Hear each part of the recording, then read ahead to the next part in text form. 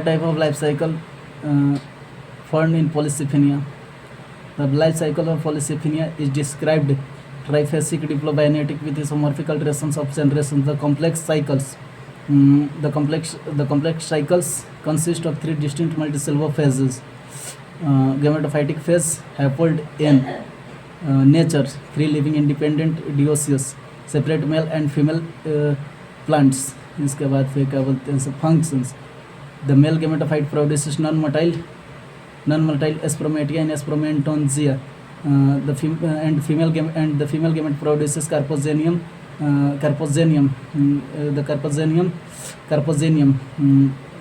Egg bearing organs है ना, egg bearing organs.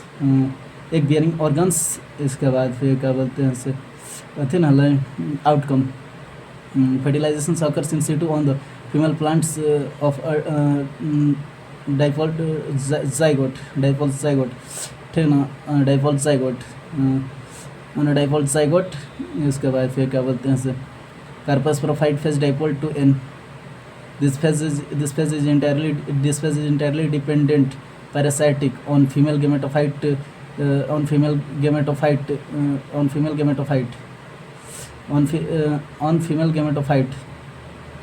ना, on female gametophyte.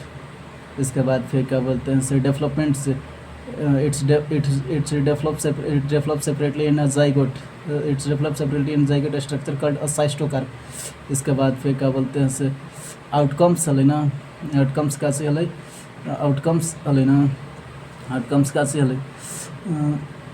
आउटकम्स रिसाम. ठीक ना, आउटकम्स का हले आउटकम्स ना हले बताओ थे का से हले outcomes का हले. It produced dipole carpospores through mitosis, through mitotic division. इसके बाद फिर क्या बोलते हैं इसे tetraspongium phase to dipole to N. इसके बाद फिर क्या हले nature free living independent morphologically similar to the gametophyte. इसके बाद फिर क्या बोलते हैं इसे डेवलपमेंट्स हले ना, developments. It grows germinate to produce to haploid carpospores. इसके बाद फिर क्या बोलते हैं इसे मुझे हले ना क्या से हले आउटकम हले ना. This dipole carpospores via meiosis this dipole tetraspores via meiosis in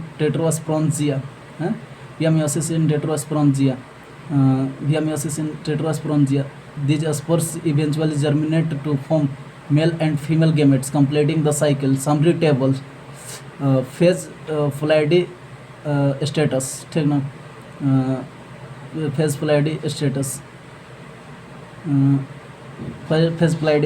Gametophyte, haploid,